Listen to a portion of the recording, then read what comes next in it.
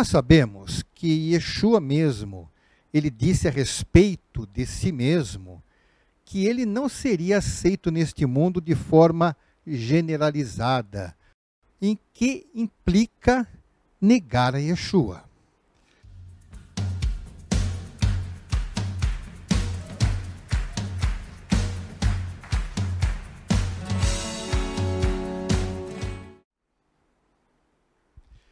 Shalom, bem-vindos a mais um estudo da Torá, que é apresentado pela congregação Beit Mashiach.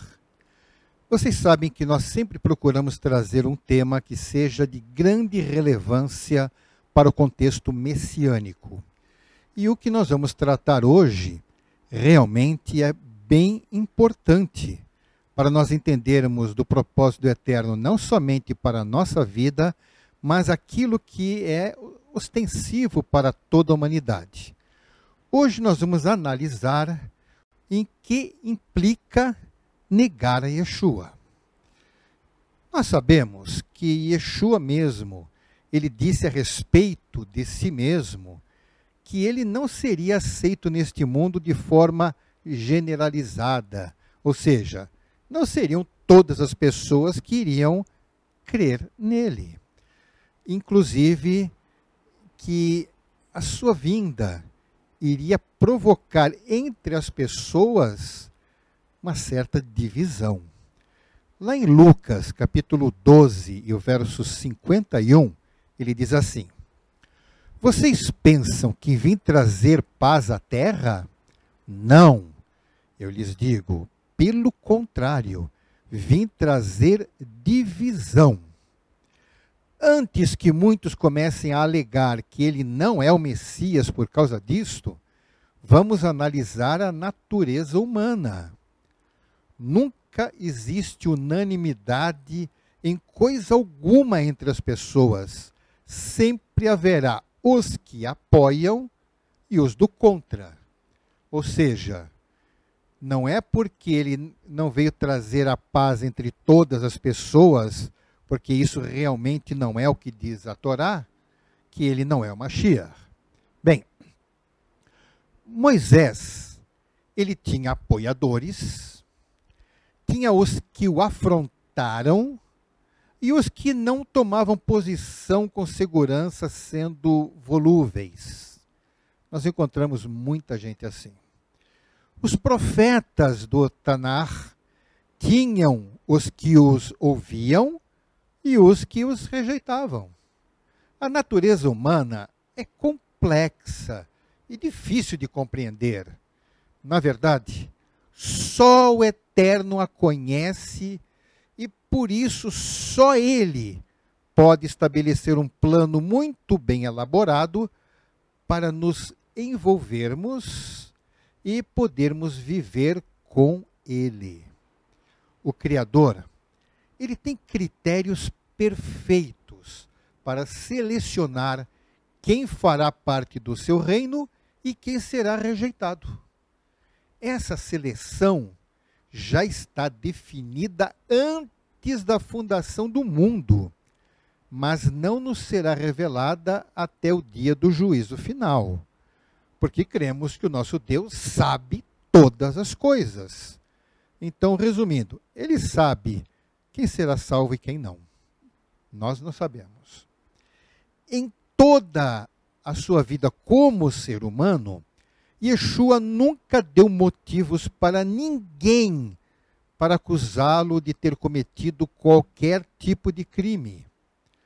Vamos ler um texto que encontramos em João, no capítulo 8, dos versos 42 até o 47, que diz assim: Disse-lhes Yeshua: Se Deus fosse o Pai de vocês, vocês me amariam, pois eu vim de Deus e agora estou aqui. Eu não vim por mim mesmo, mas Ele me enviou. Porque a minha linguagem não é clara para vocês? Porque são incapazes de ouvir o que eu digo. Vocês pertencem ao pai de vocês, o diabo, e querem realizar o desejo dele.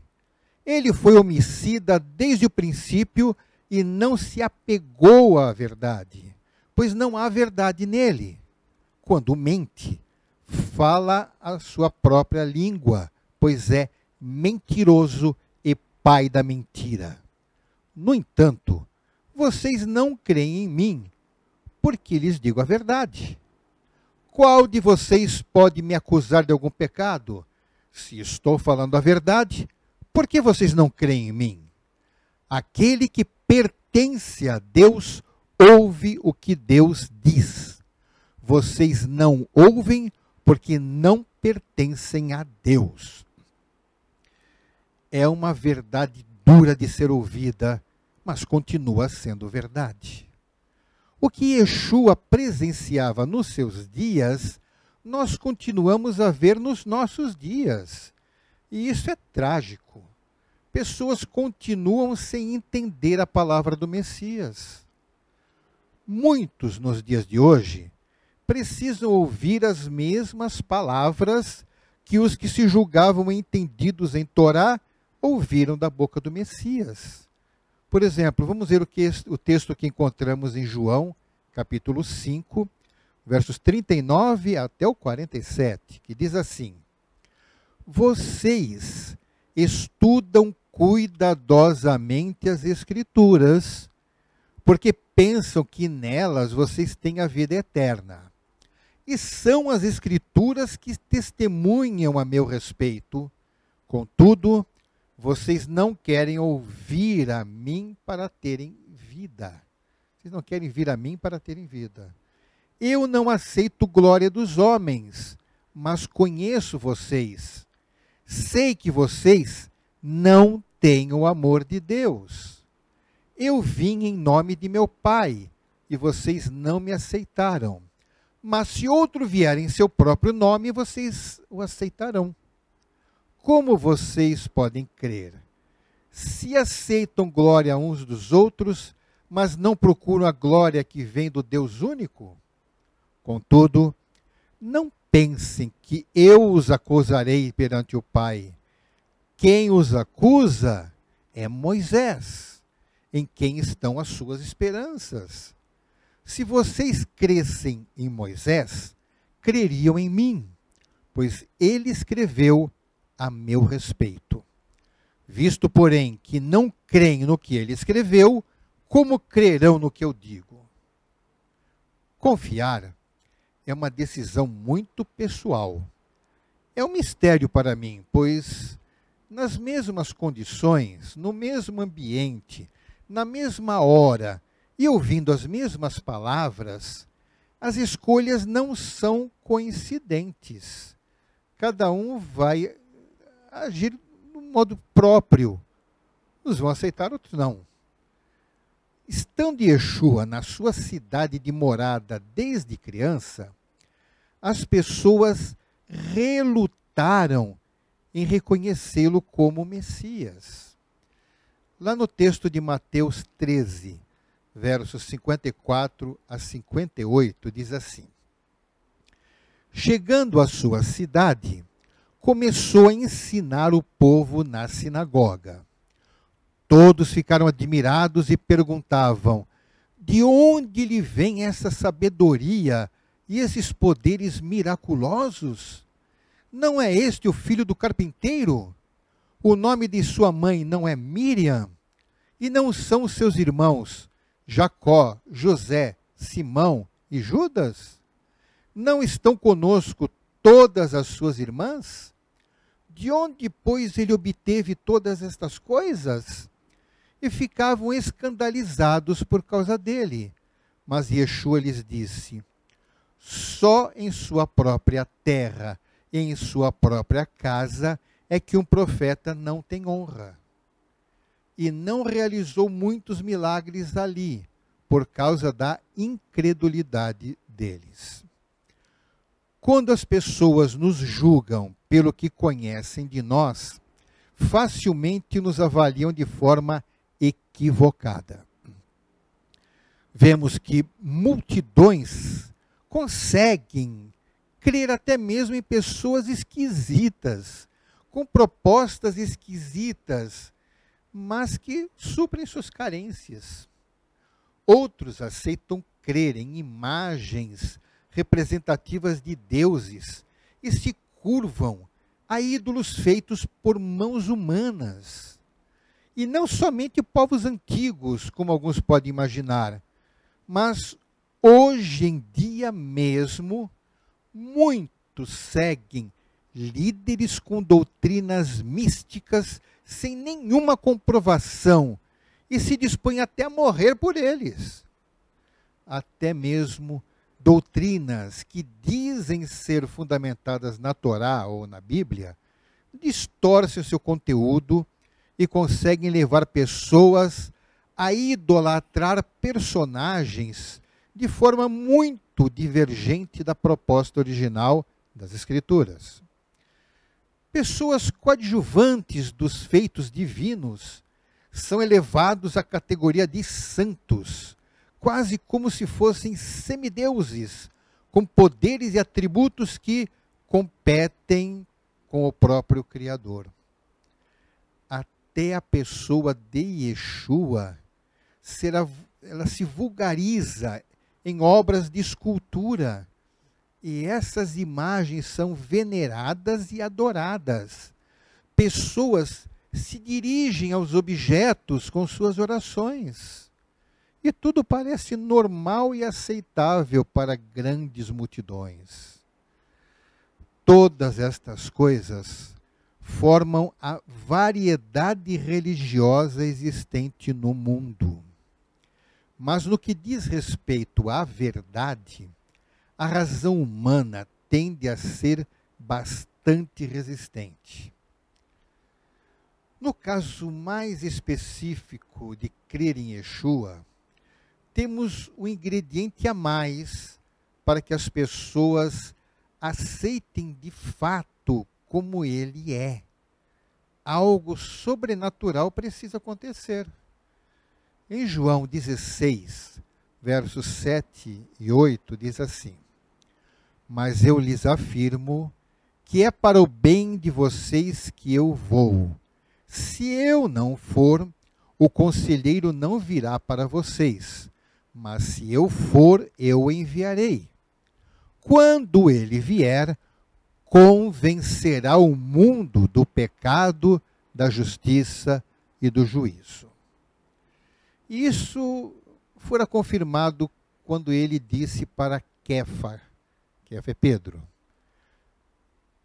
Em Mateus 16, dos versos 16 e 17, diz assim: Simão Pedro respondeu: Tu és o Messias, o Filho do Deus vivo. Respondeu Yeshua: Feliz é você, Simão, filho de Jonas, porque isto não lhe foi revelado por carne ou sangue, mas por meu Pai que está nos céus. Entender o que significa reconhecer Yeshua como Messias não é da capacidade humana.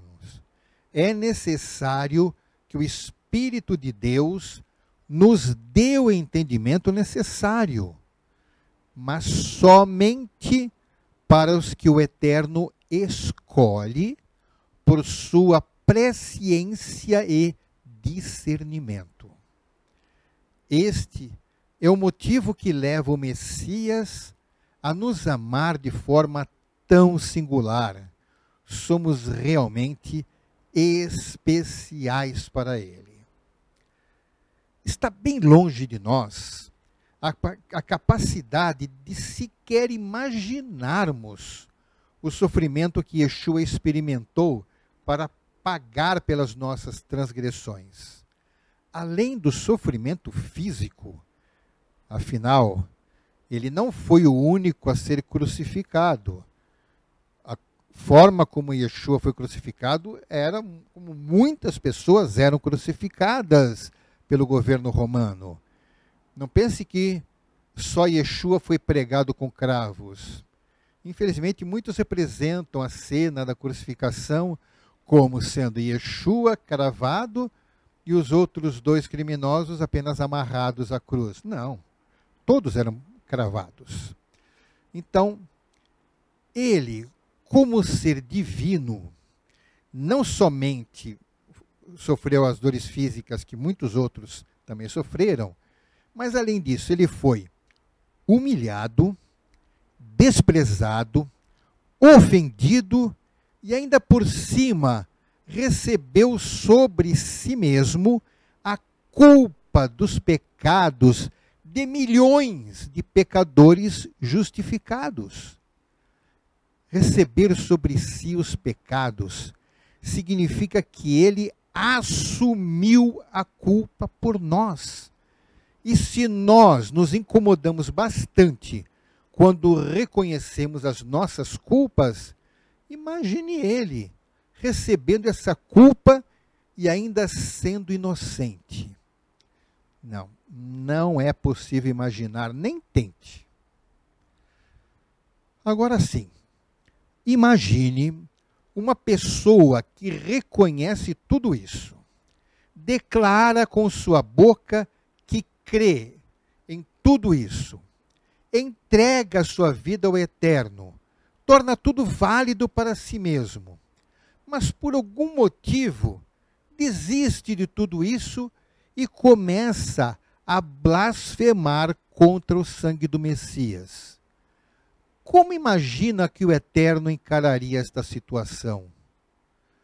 Pois lá em Hebreus 6, capítulo 6, verso 4 a 6, diz assim: Ora, para aqueles que uma vez foram iluminados, provaram o dom celestial, tornaram-se participantes do Espírito Santo, experimentaram a bondade da palavra de Deus e os poderes da era que há de vir, e caíram, é impossível que sejam reconduzidos ao arrependimento, pois para si mesmos estão crucificando de novo o Filho de Deus, sujeitando-o à desonra pública.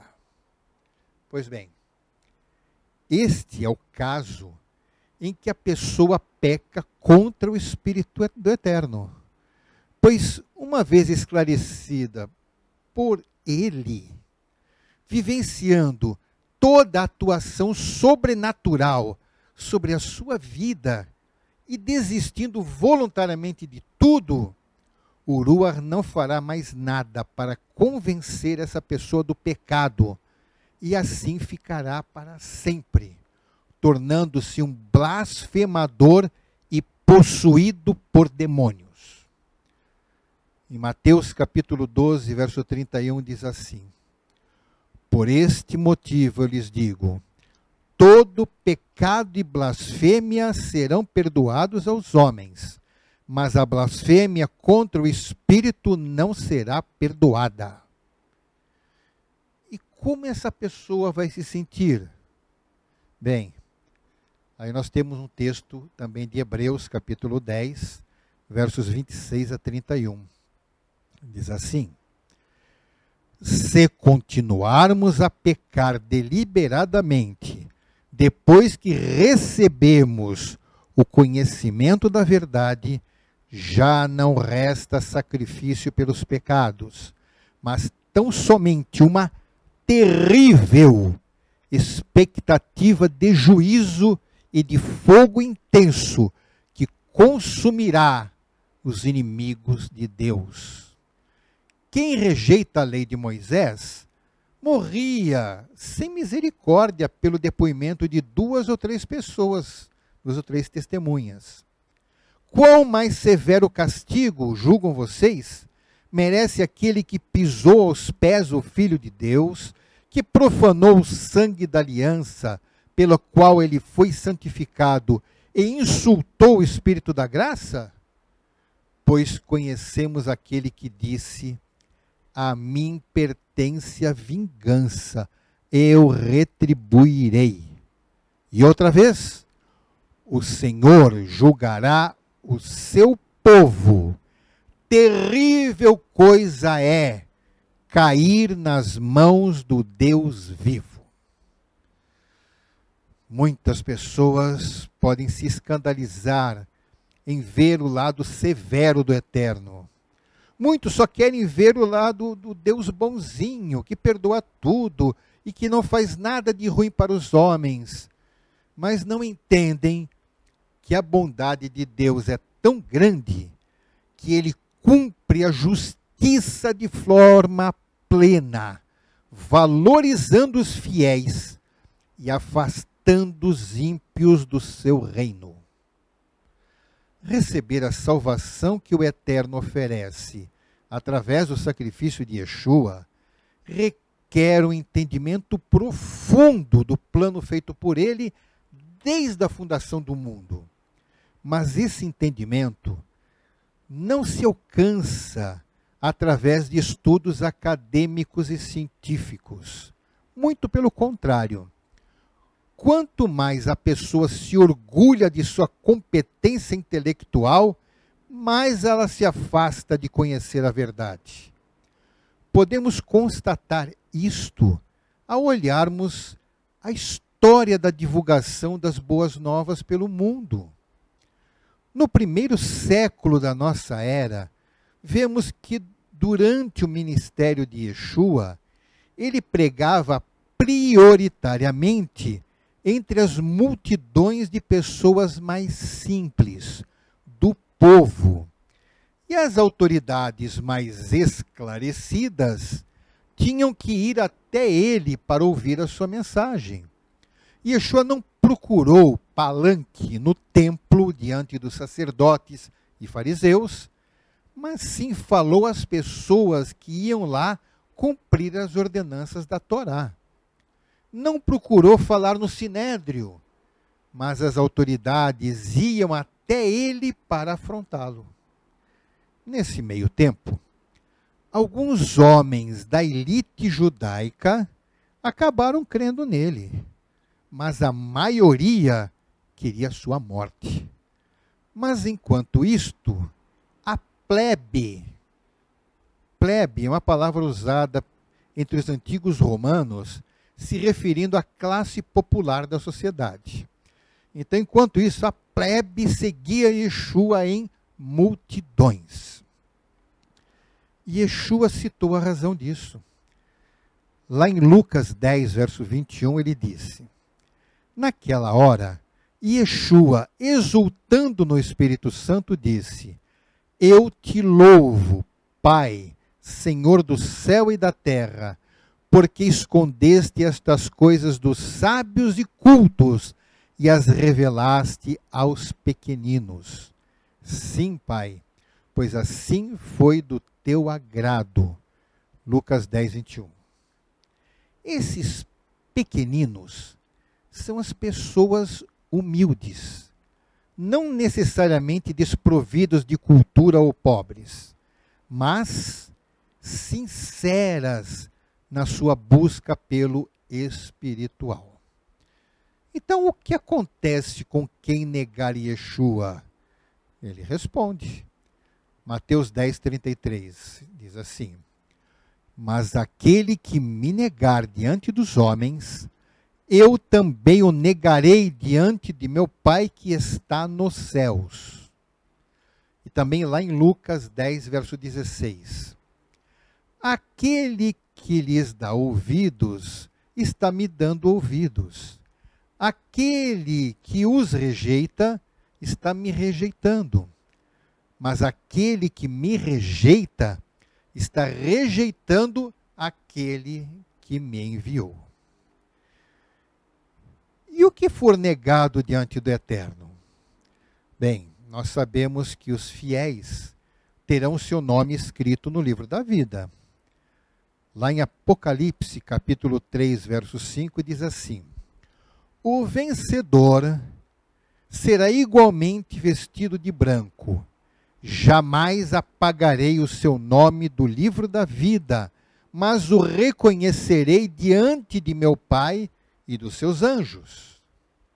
Mas para os que tiverem o nome apagado, isso será trágico.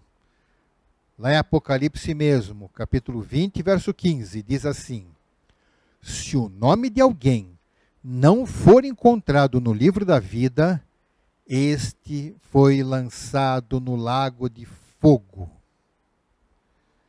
Esse será o fim de todos os que arrogantemente rejeitam Yeshua como Messias e Salvador.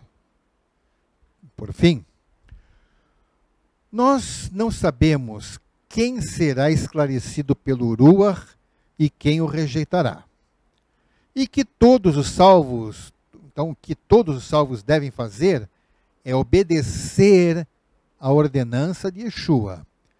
Lá em Mateus 28, do verso 18 a 20. Então Yeshua aproximou-se deles e disse: Foi-me dada toda a autoridade no céu e na terra. Portanto, vão e façam discípulos de todas as nações, batizando-os em nome do Pai, e do Filho e do Espírito Santo, ensinando-os a obedecer a tudo o que eu lhes ordenei. E eu estarei sempre com vocês até o fim dos tempos.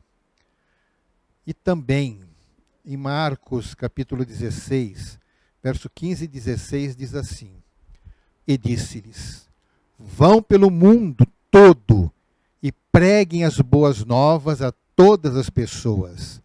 Quem crer e for batizado será salvo, mas quem não crer será condenado. Encontraremos muitos que rejeitarão, mas também alguns terão os nomes escritos no livro da vida. Vamos em frente. E que o Ruach nos capacite intensamente. Sirva o Eterno. E que o Eterno nos abençoe. Beshem Yeshua HaMashiach. Amém. Ve amém.